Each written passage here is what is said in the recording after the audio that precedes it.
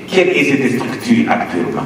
Il faut aussi tabler sur la gestion des offices corps. Parce qu'on nous dit, les élèves de charge, 3 mois, 1 mois, et ça évolue vers 1 mois, 1 mois ou 2 mois. Si la situation continue à être scalée aujourd'hui, c'est un problème.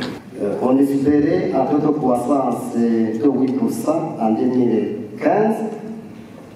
On était à 4,7% après l'évaluation. Mais la crise de 2015, vous l'avez vu, on a chuté jusqu'à mon négatif. Pourquoi je lis tout ça? Je lis tout ça pour vous montrer que tout ce que nous sommes en train de faire, nous sommes en train de traiter peut-être une partie de la question. Moi, j'aimerais que vraiment, personnellement, on se focalise beaucoup sur ce qui est dans la vision, parce que la vision, je crois, c'est un peu global. C'est les aspects politiques, économiques, sociaux, etc. De pouvoir continuer les efforts et trouver des solutions aux défis auxquels nous sommes confrontés. Selon les différentes présentations, on voit que l'économie répondait à des difficultés, mais comme les autres ont pu trouver des solutions, nous ne sommes pas aussi incapables de trouver des solutions. Mais bien entendu, il y a des efforts à faire. Comme on malade, comme l'a dit le secrétaire général de la CFCIB, quand vous êtes malade, il faut une cure. Et à certains moments, les médecins proposent des doses d'attaque. Maintenant, ce qui a été bien fait, il faut maintenir le cap, mais pour les autres, il faut essayer de s'ajuster. Et ce n'est pas compliqué. Il faut tout simplement qu'on arrive à se poser des questions. Le café, la même chose. Pourquoi on a voulu introduire la plateforme? C'est parce qu'on a senti que l'objectif de la vision, la finalité de la vision, c'est l'amélioration des conditions de vie et la réduction des inégalités. Si c'est quelqu'un qui est au cabaret chaque jour et c'est lui qui profite des rentes du café, est-ce qu'on est en train de réduire les inégalités? Loin de là. Est-ce qu'on est en train d'améliorer les conditions de vie de la population? Loin de là. Tout ce que nous sommes en train de dire, ce n'est pas la théorie. J'ai vu quelqu'un brodé qui est à l'extérieur qui a écrit c'est l'heure de la vérité est sonnée pour Alain avec ses théories brillantes. Non, on n'est pas dans la théorie, on est dans la pratique. Je pense qu'on a besoin des efforts des uns et des autres pour pouvoir sortir de cette situation. Et je me dis qu'on est vraiment au tournant de l'histoire. Et ce qui nous encourage, c'est la coordination au niveau du gouvernement maintenant. Nous avons une même vision des choses. Donc c'est ça que je voulais juste souligner ici. On n'est pas dans la théorie. Mais il ne faut pas vraiment penser aux grandes solutions. Commençons avec les petites choses qu'on peut faire rapidement. Merci beaucoup. Merci.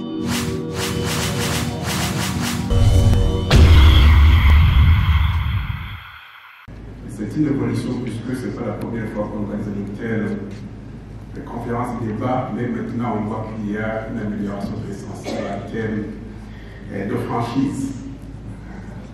L'Alliance a essayé de nous projeter, et les autres présentateurs de projeter, la photographie de l'économie burundaise, son potentiel, ses faiblesses et les solutions. Et tout d'abord, je voudrais vous présenter, je m'appelle Eliseo Desmartins, je suis membre de l'Assemblée nationale, la commission chargée des finances, des comptes publics, et tout ce qui est lié à la planification économique.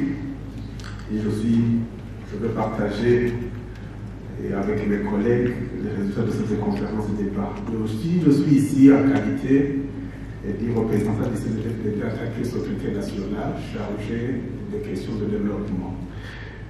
Le CNDP, son programme a mobilisé l'adhésion de la majorité de la population lors des élections. Et les principaux, au niveau du programme, les principaux piliers du programme, c'était la vision Burundi a pays émergent en 2040, pays développé en 2060. Et nous sommes très conscients qu'on ne peut pas atteindre ces objectifs sans mener des réformes. Mais vous allez me permettre, monsieur le modérateur, depuis 2007, je suis associé, docteur de loi, à des réformes l'ITT, les événements de 2015 ont été sur la bonne voie. Mais la situation est telle qu'elle est. Nous devons la gérer et personne ne devrait pas se jeter les responsabilités. C'est plutôt le temps de pouvoir conjuguer les efforts et trouver des solutions aux défis auxquels nous sommes confrontés. Selon les différentes présentations, on voit que l'économie burundaise a des difficultés, mais comme les autres ont pu trouver des solutions, nous ne sommes pas aussi incapables de trouver des solutions. Mais bien entendu, il y a des efforts à faire. Comme un malade, comme l'a dit le secrétaire général de la CFCIB, quand vous êtes malade, il faut une cure. Et à certains moments, les médecins proposent des doses d'attaque. Je voudrais adresser des questions au professeur Léonce. Est-ce que vous pouvez nous partager 2 ou 3 actions immédiates qui doivent être menées pour pouvoir accélérer les réformes? Puisqu'on discute, on fait beaucoup de discussions, mais il faut commencer quelque part. On se trouve quelles sont les 2 ou 3 actions immédiatement qui n'exigent pas beaucoup d'expertise, beaucoup de recherche, pour que nous puissions voir que nous, les Burundais, nous sommes engagés sur la bonne voie. 2, apparemment, dans les différentes discussions, on trouve que les Burundais, on a perdu des réformes. Vous le savez qu'au niveau du CNDFLD, nous avons organisé beaucoup de conférences, mais on va à un tel niveau. C'était pour chercher à comprendre quelles sont les voies les meilleures pour pouvoir rendre notre économie plus saine et plus forte. Comment juguler cette peur des réformes? C'est parce que c'était proposé par l'extérieur, les bailleurs de fonds. Ils nous proposaient des réformes et l'homme la Chine n'avait pas nécessairement suivi, mais aussi les gens ont eu peur des retombées négatives de ces réformes. Comment est-ce que nous pouvons faire pour que les gens n'aient pas peur? Quand vous proposez une réforme en 2003, l'échec a fait plus de désastres que ne pas commencer les réformes. On a vu que la situation s'est empirée au lieu de s'améliorer. Comme partenaire au processus des réformes, le parti CNDD-FDD est engagé à donner sa contribution, puisque, comme vous l'avez dit, la haute autorité a exprimé sa volonté politique pour que nous puissions mener des réformes. Nous saluons la présidence de son Excellence, M. le Premier ministre, et les ministres des Finances qui sont des personnalités qui sont très sensibles aux questions des réformes. Là, j'ai l'espoir d'avoir le niveau de participation au niveau de cette salle. J'ai l'espoir et la conviction que ces réformes vont s'accélérer et aboutir à des résultats escomptés. Comme l'a proposé pour clôturer, pour conclure, il faut un débat franc et sincère avec les personnes qui sont, les acteurs qui sont impliqués dans ces réformes et faire une évaluation très régulière. Là, quand vous regardez, j'ai eu la chance, j'ai une événement qui vient du gouvernement. Vous ne serez pas étonné que nos tiroirs, les tiroirs au niveau des ministères, il y a beaucoup de bons documents avec des propositions de réforme. Mais comment les traduire dans les actions? C'est là où on suggère que dès la semaine prochaine, on commence, les structures sont là, on commence à s'asseoir et discuter de façon franche ce qui peut être fait. On commence par quoi? Quelle sera la deuxième étape? Quelle sera la troisième? Puisque tout ne peut pas se faire en même temps. Voilà, je voudrais encore une fois vous remercier les organisateurs de cette conférence débat et nous pensons que c'est un bon départ avec le nouveau gouvernement. Comme croyant chrétien, je suis sûr et certain que nous allons gagner le bal. Les défis ne s'occupent pas, les défis s'affrontent. Je dois vous dire que ce qui a été dit, ce n'est pas du tout nouveau. Je ne vais pas même m'attarder sur ce qui a été dit. Tout ce qui a été dit se trouve dans la vision 2040-2060 au niveau, je crois,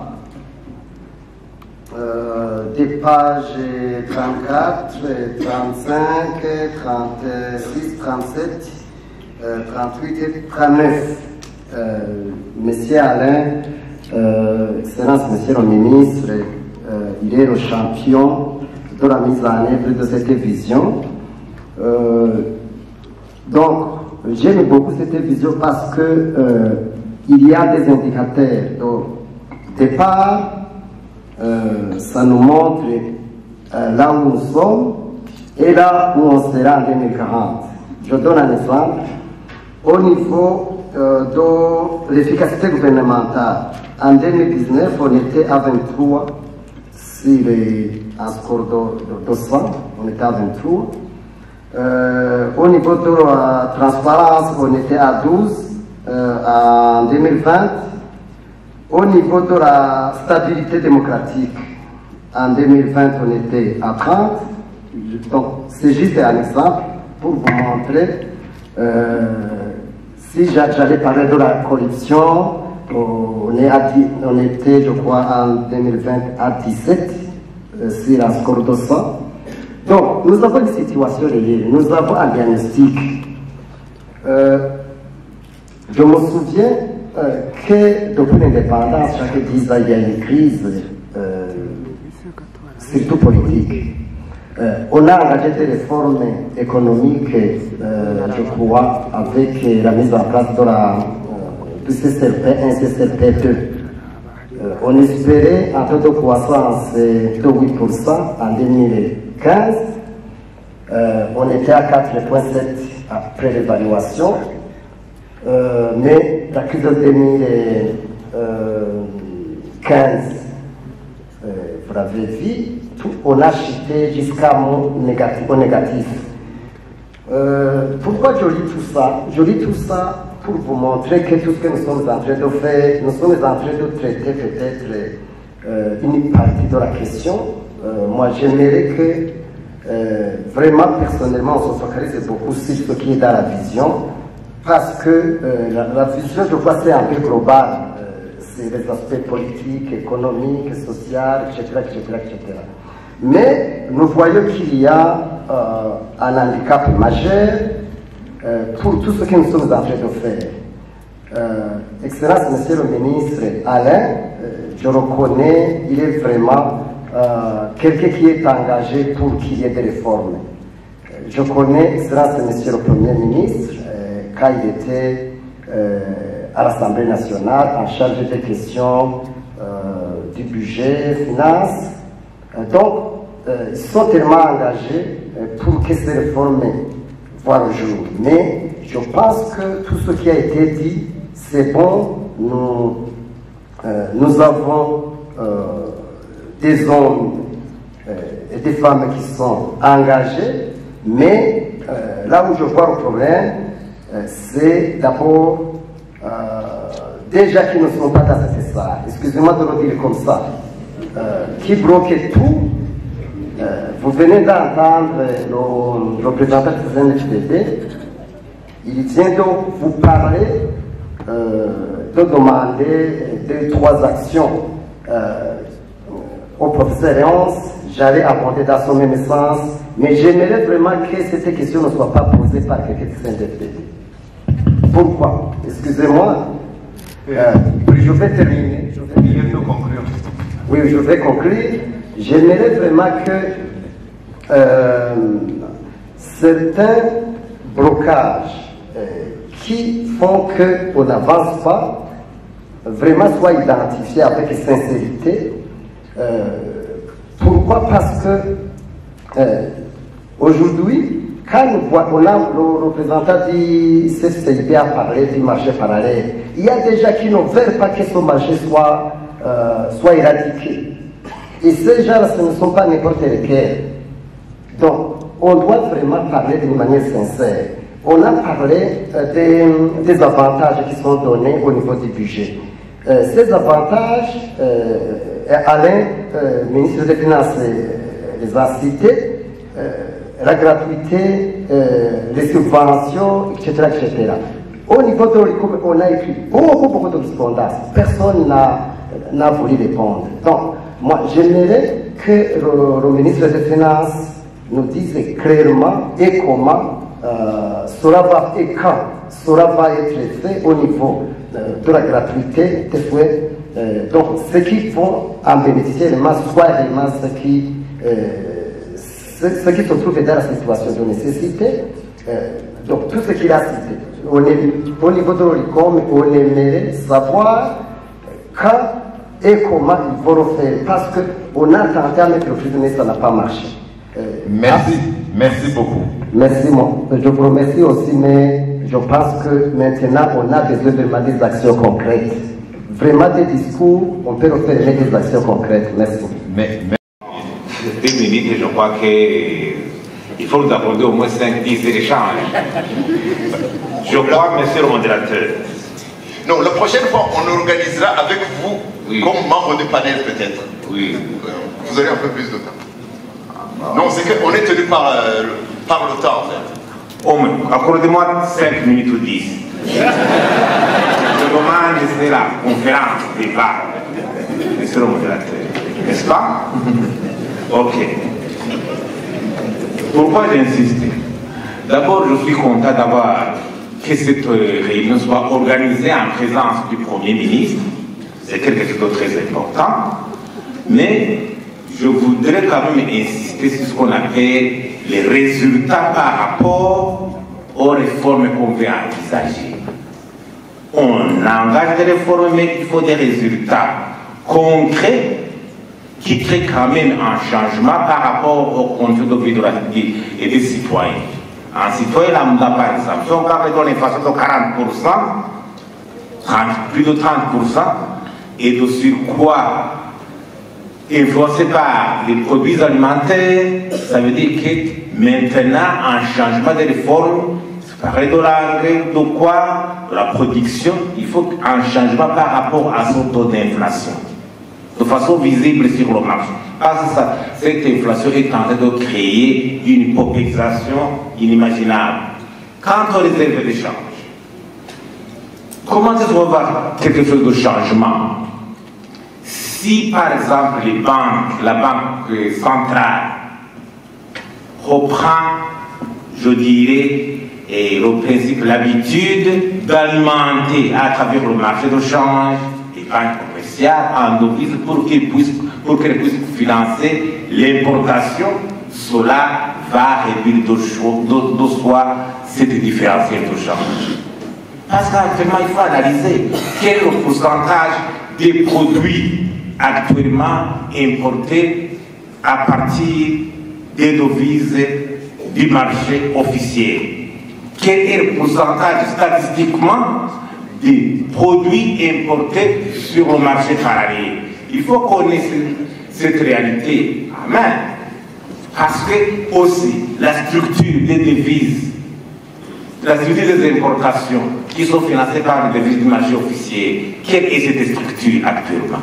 Il faut aussi tabler sur la gestion des devises corps. Parce qu'on nous dit, les élèves de charge, 3 mois, 1 mois, et ça évolue vers 1 mois, 1 mois ou 2 mois. Si la situation continue à être scellée aujourd'hui, c'est un problème. Il faut qu'on voit réellement une bonne gestion de devises pour que les banques commerciales puissent être alimentées par la Banque centrale régulièrement à travers le marché de change. C'est pour cela qu'on va alors rééquilibrer progressivement sur le marché de change. Parce que maintenant la demande des importateurs, la demande à devise ne pourra pas faire pression seulement sur le marché parallèle, il pourra commencer aussi à aller vers le secteur bancaire classique.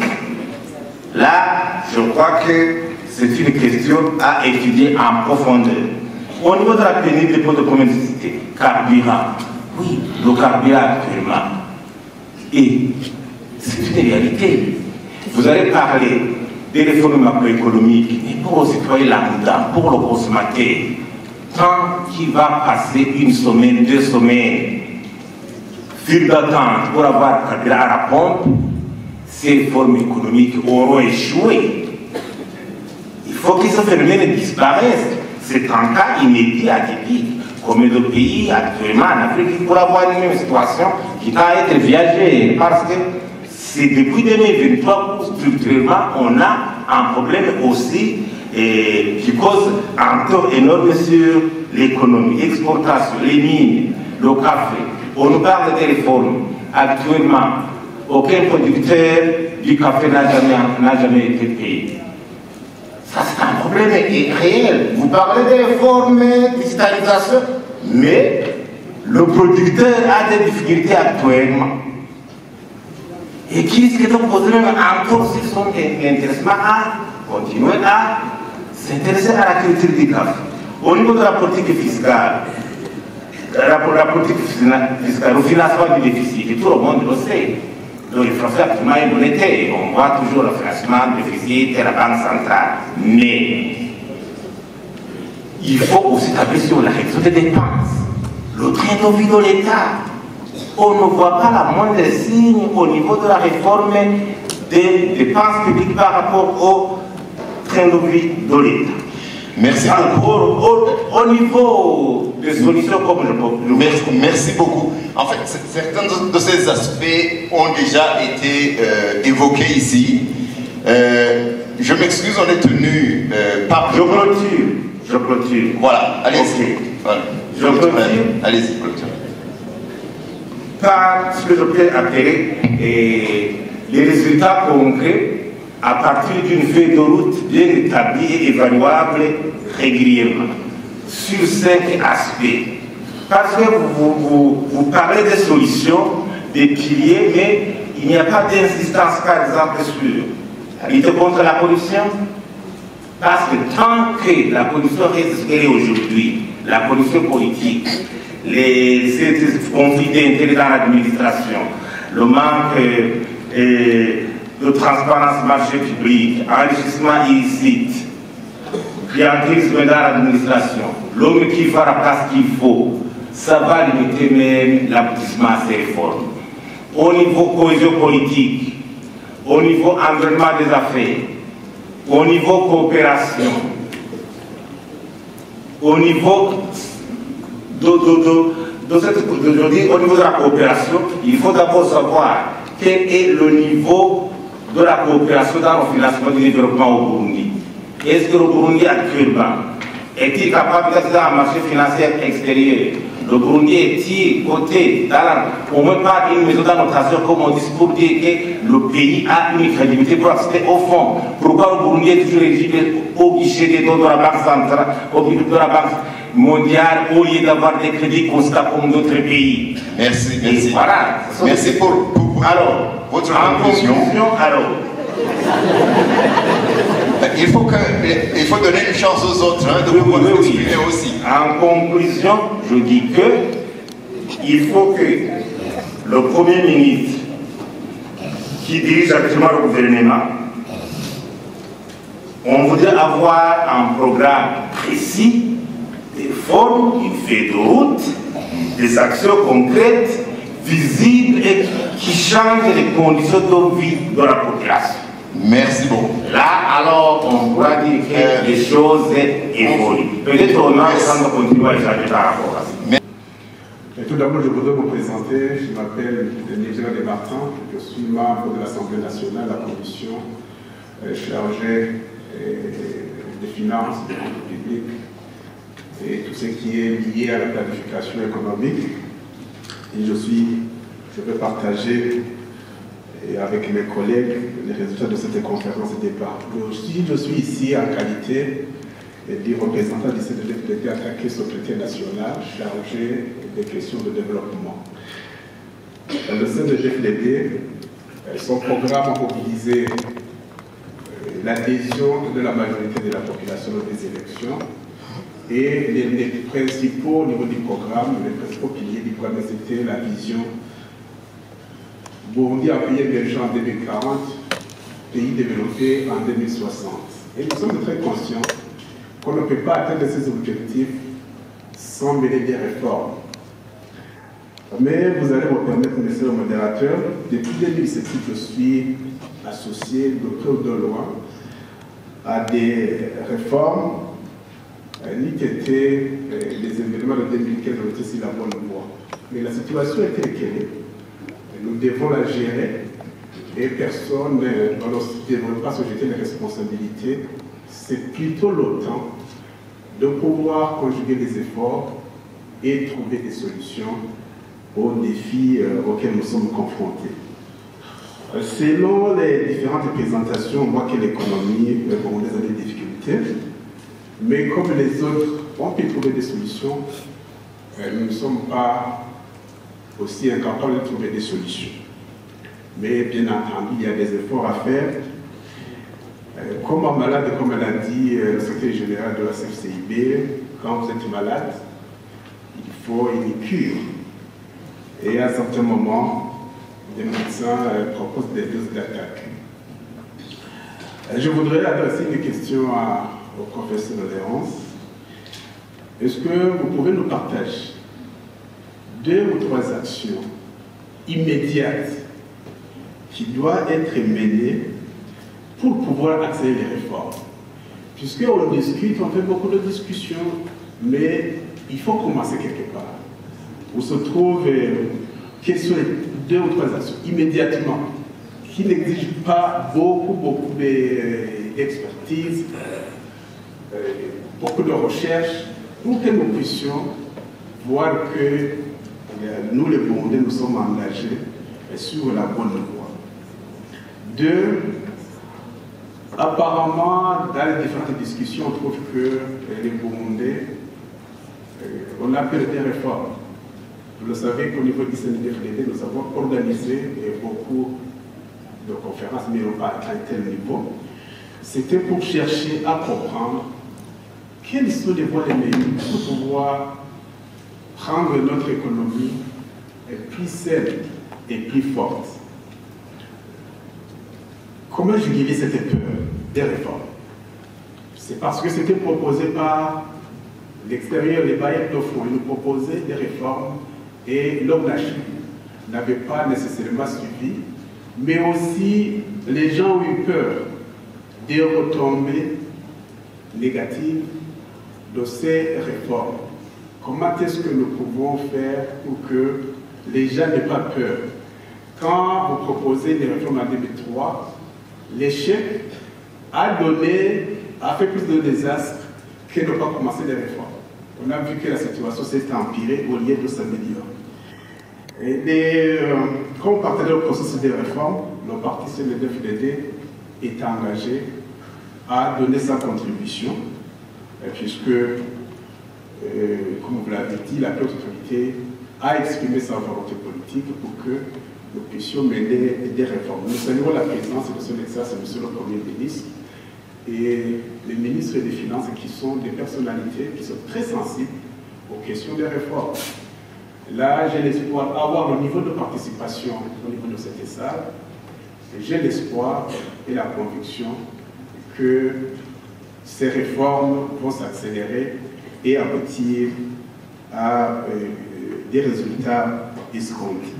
Comme l'a proposé pour clôturer, pour conclure, il faut un débat franc et sincère avec les personnes qui sont, les acteurs qui sont impliqués dans ces réformes et faire une évaluation très régulière. Là, quand vous regardez, j'ai eu la chance, j'ai eu devant qui vient le gouvernement. Vous ne serez pas étonné que nos tiroirs, les tiroirs au niveau des ministères, il y a beaucoup de bons documents avec des propositions de réforme. Mais comment les traduire dans les actions? C'est là où on suggère que dès la semaine prochaine, on commence, les structures sont là, on commence à s'asseoir et discuter de façon franche ce qui peut être fait. On commence par quoi? Quelle sera la deuxième étape? Quelle sera la troisième? Puisque tout ne peut pas se faire en même temps. Voilà, je voudrais encore une fois remercier les organisateurs de cette conférence et débat, et nous pensons que c'est un bon départ avec le nouveau gouvernement. Comme croyants chrétiens, je suis sûr et certain que nous allons gagner nos batailles. Les défis ne s'occupent pas, les défis s'affrontent. Je vous remercie. Merci beaucoup. Merci aussi pour la note optimiste. Là, on passe à la société civile. Après, on va passer au professeur Léonce, qui n'a pas encore eu le temps de s'exprimer. Et puis, après ça, les autres panélistes auront l'occasion de répondre très brièvement aux questions qui ont été soulevées. Société civile, vous avez la parole. Oui, merci, monsieur le modérateur. Je m'appelle Gabriel Fili, de l'ORICOM, Observatoire de lutte contre la corruption et les malversations économiques. Je remercie très sincèrement les présentateurs des idées qui nous ont occupés depuis ce matin, mais aussi les panélistes.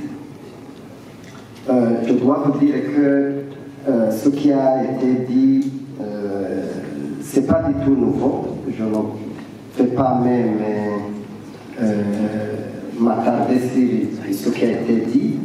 Tout ce qui a été dit se trouve dans la vision 2040-2060 au niveau, je crois,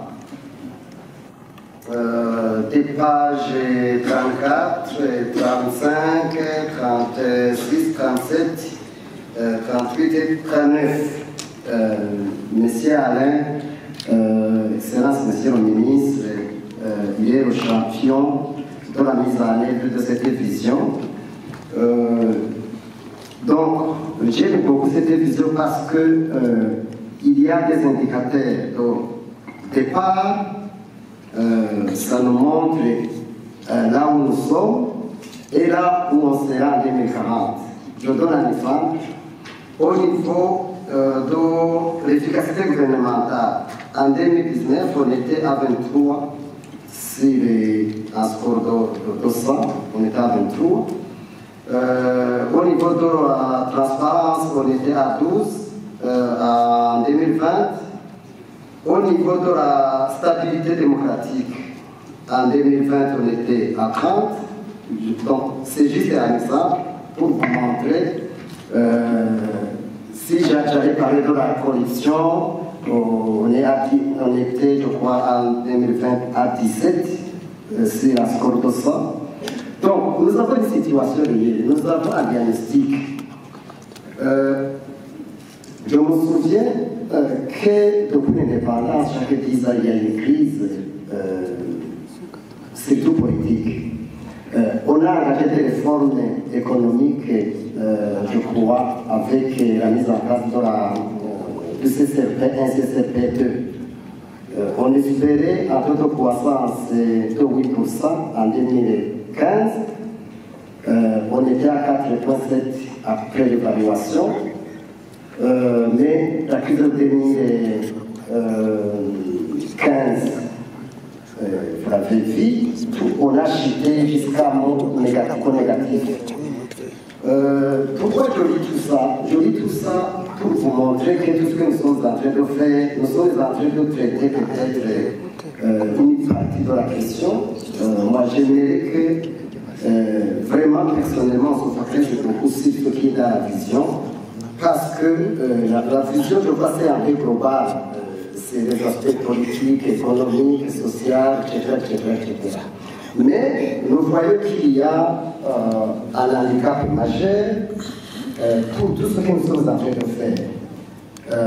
Excellence, Monsieur le ministre Alain, je reconnais, il est vraiment quelqu'un qui est engagé pour qu'il y ait des réformes. Je connais, Excellence, Monsieur le Premier ministre, quand il était à l'Assemblée nationale en charge des questions du budget, finances. Donc, ils sont tellement engagés pour que ces réformes voient le jour. Mais je pense que tout ce qui a été dit, c'est bon, nous avons des hommes et des femmes qui sont engagés, mais là où je vois le problème, c'est d'abord déjà qui ne sont pas dans cette salle, excusez-moi de le dire comme ça, qui bloquaient tout. Vous venez d'entendre le représentant du CNFDT, il vient de vous parler, de demander 2 ou 3 actions au professeur Léonce. J'allais abonder dans son même sens, mais j'aimerais vraiment que cette question ne soit pas posée par quelqu'un du CNFDT. Pourquoi? Excusez-moi. Je vais terminer. Oui, je vais conclure. J'aimerais vraiment que certains blocages qui font qu'on n'avance pas vraiment soient identifiés avec sincérité. Pourquoi? Parce que aujourd'hui, quand nous voyons le représentant du CCIB a parlé du marché parallèle, il y a des gens qui ne veulent pas que ce marché soit éradiqué. Et ces gens ce ne sont pas n'importe lesquels. Donc, on doit vraiment parler d'une manière sincère. On a parlé des avantages qui sont donnés au niveau du budget. Ces avantages, Alain, ministre des Finances, les a cités, la gratuité, les subventions, etc., etc. Au niveau de l'ICOM, on a écrit beaucoup de correspondances. Personne n'a voulu répondre. Donc, moi, j'aimerais que le ministre des Finances nous dise clairement et comment cela va et quand cela va être fait au niveau de la gratuité des soins. Donc, ceux qui vont en bénéficier, soit vraiment ceux qui se trouvent dans la situation de nécessité. Donc, tout ce qu'il a cité.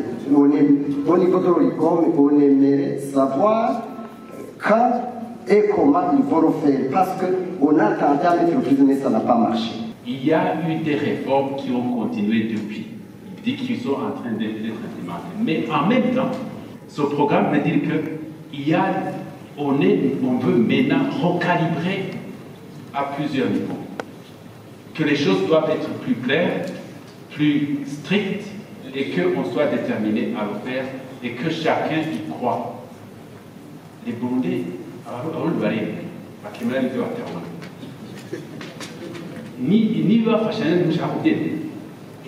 si vous n'y croyez pas, rien ne va se passer. Merci. Merci professeur. Là, on va passer au reste des panélistes pour un dernier mot éventuellement répondre à l'une ou l'autre des interpellations qui ont été exprimées par le public. Commençons par... oui, allez-y. Excellence, monsieur le ministre. C'était dans la même ordre d'idée que le professeur Léonce, où chaque Burundais doit savoir qu'il a un rôle à jouer dans la mise en œuvre de ce programme. Je ne sais pas si Faustin elle a son rôle. C'est d'aller plaider que chacun doit jouer son rôle dans la mise en œuvre de ce programme. Moi, je suis pragmatique. Le professeur Léonce nous l'a dit qu'il faut commencer par des petites solutions.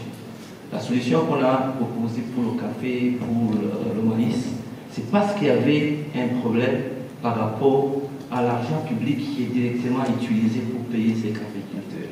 Je donne l'exemple. Quand on était en train de planifier la campagne de maïs 2025 en cours, vous voyez quelqu'un qui vient vous présenter un document. Dans ce document, on dit qu'on doit acheter 1 million de sacs PIX pour un montant de 11 milliards. Alors que l'année dernière, on a acheté les sacs PIX. Les sacs qui ont été utilisés directement sont coûts. On vous dit nous allons acheter, nous allons payer les veilleurs, et ainsi de suite. C'est pour cela qu'on propose une plateforme qui va permettre d'avoir une information maintenant qui sont en train de travailler sur terrain et en temps réel. Il n'y a pas de miracle. Ça, c'est le premier point. Deuxième point, c'est par rapport à ce qu'on est sérieux, on est vraiment engagé. Ou bien il y a des gens qui sont là, au niveau du gouvernement, ils vont essayer de tenter des choses. Nous, on est de l'autre côté, on va tout simplement les attendre au tournant. Non, il faut qu'on change notre mentalité. Il n'y a pas un programme. Nous ne représentons que le gouvernement, mais il y a l'État, c'est tout le monde. C'est tout le monde. C'est pour cela qu'on s'est invité dans tout ce que nous sommes en train de faire. L'autre point, c'est par rapport. C'est le Chili qui a posé la question quand est-ce qu'on va mettre en œuvre ces réformes. Je suis en train de vous donner des exemples par rapport aux différents programmes publics qui ont été initiés. Commençons par le programme national de subvention des enfants. Essayez d'interroger quel était l'objectif visé au départ. C'est parce qu'on voulait subventionner les vulnérables. Est-ce que c'est le cas pour le moment? Faut-il continuer dans la même ordre ou bien il faut changer des choses? La subvention de la gratuité des soins de santé, qu'est-ce qui était visé au départ? C'est parce qu'il y avait des décès au niveau des hôpitaux. Il y avait des gens qui étaient emprisonnés parce qu'ils n'avaient pas payé des factures. Quelles sont cette catégorie? Quelle est cette catégorie? Il faut bien poser la problématique de départ. Parce qu'à un certain moment, on engage des réformes, il y a des politiques qui sont en train d'être mises en œuvre, mais à un certain moment, c'est comme si on s'est détourné des objectifs de départ. On a parlé du financement, alors le financement, qui était censé être financé à l'époque. Pourquoi on a suspendu le programme? C'est parce que les objectifs arrêtés au départ ne sont pas en train d'être poursuivis. Maintenant, ce qui a été bien fait, il faut maintenir le cap, mais pour les autres, il faut essayer de s'ajuster. Et ce n'est pas compliqué. Il faut tout simplement qu'on arrive à se poser des questions. Le café, la même chose. Pourquoi on a voulu introduire la plateforme? C'est parce qu'on a senti que l'objectif de la vision, la finalité de la vision, c'est l'amélioration des conditions de vie et la réduction des inégalités.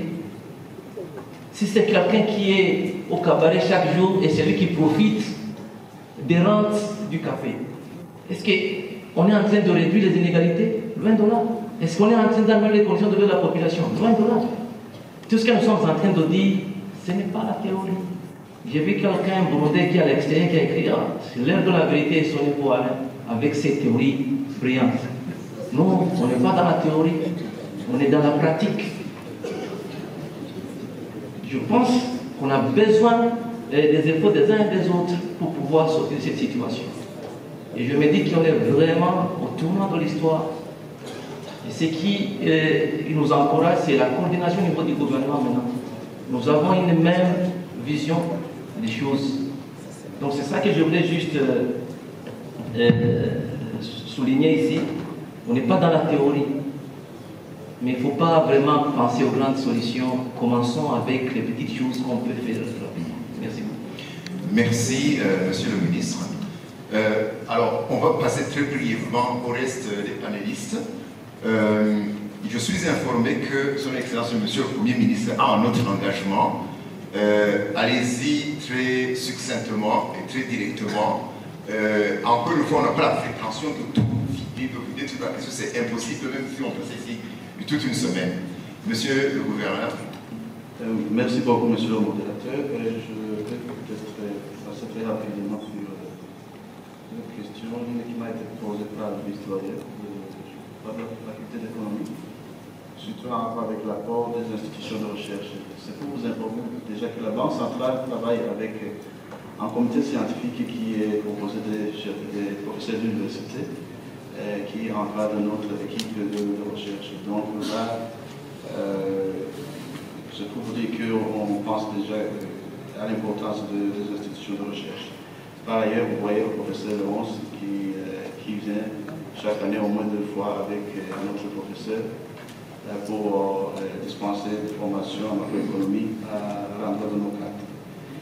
Alors, en rapport avec les effets des actions à mener avec effet immédiat sur l'inflation, je suis très heureux que la question me soit posée par quelqu'un du monde académique. Je vais vous renvoyer ça sous forme de devoir à domicile et vous inviter surtout à penser en termes de niveau de prix. Parce que lorsqu'on parle d'inflation, des fois on se perd. Je vous donne un petit exemple. Un kilo de manioc sec chez nous à Bokomoso, qui passe de 500 francs à 1000 francs, là on enregistre un taux d'inflation de 100%. Mais lorsqu'on regarde le niveau du prix, on se rend compte que ça ne reste pas par rapport à d'autres régions. Et finalement, il y a le représentant de la Banque mondiale qui a posé des actions de la politique, des actions concrètes pour la coordination des politiques monétaires et budgétaires, si j'ai bien compris. Et ça a commencé là, ça c'est pas de la blague. Ce qu'on est en train de faire, c'est un engagement ferme.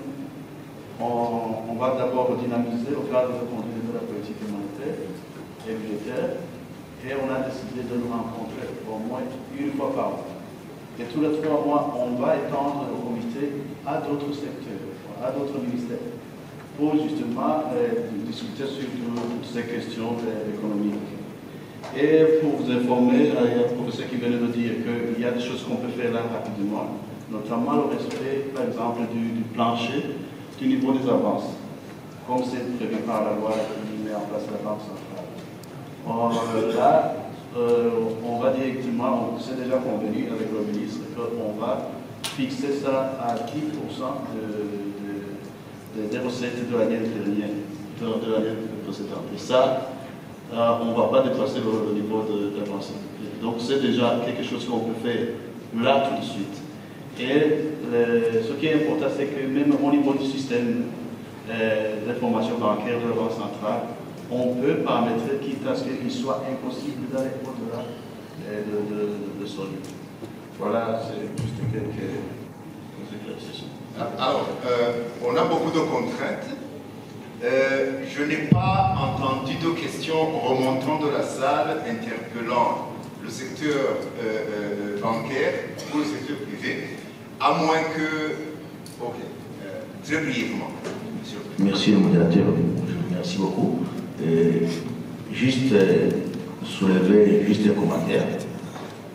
Vous avez parlé, monsieur Ronce, ministre des Finances, de la discipline de la responsabilité. Ces réformes n'aboutiront que chacun joue son rôle et qu'il le fait de façon engagée et responsable. Les banques sont capables de financer le développement et la croissance, à condition que les banques elles-mêmes soient engagées. Sur certaines missions, les missions doivent être clarifiées. Dans certaines approches, la Banque centrale se substitue aux banques commerciales. Il faut que cette approche-là change, qu'on soit complémentaire, qu'elle joue son rôle de régulation de l'économie. Les banques qui sont fautifs, il faut les corriger, il faut les redresser. Et là, j'informe le ministre des Finances et le Premier ministre, si les banques font les bénéfices aujourd'hui, c'est parce que, en grande partie, ils financent l'État. Ce n'est pas normal. 40% des revenus des banques, ce sont les intérêts prélevés sur l'obligation de trésor. Donc, il faut aussi que cette question soit regardée, puisque la capacité des banques à renforcer les fonds propres, c'est l'argent qu'on gagne sur l'État. Ce n'est pas notre rôle. On devait apporter ces financements au secteur privé pour financer la croissance. On demande que pour les débats à venir, dans les comités sectoriels qui seront mis en place pour que les réformes soient opérationnelles, on soit associé. Parce qu'à ce niveau-là, on n'a pas encore été. Merci. Merci, Monsieur le Président de la BEF. Est-ce que, à moins qu'il n'y ait une clarification plus lente de la part de la Chambre fédérale, je voudrais sinon... Ok, une minute. Merci, docteur.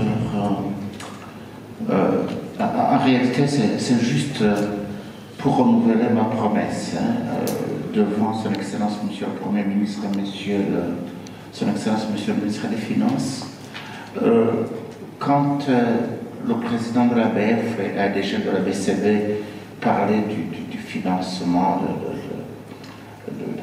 du gouvernement, n'est-ce pas? Alors, au lieu que les banques financent le gouvernement, là aussi pour le fonctionnement, n'est-ce pas, il faut que les banques financent le secteur privé. Donc, la solution passe forcément par l'élargissement de l'assiette fiscale et douanière. pour qu'on puisse combler ce déficit public, n'est-ce pas, ce déficit budgétaire, et que les banques puissent, comme ça se fait ailleurs, financer le secteur privé. Et il n'y a pas moyen d'augmenter la production sans que les banques vraiment financent le secteur privé. C'est ce que j'allais dire, et nous sommes prêts à apporter notre maigre contribution à ce débat pour dénicher, n'est-ce pas, où les gens se cachent, les gens qui sont dans le paradis fiscal ou le secteur sous-fiscalisé, pour que les banques puissent dégager des fonds et financer le secteur privé. C'est ce que j'allais conclure sur ce souhait. Merci beaucoup.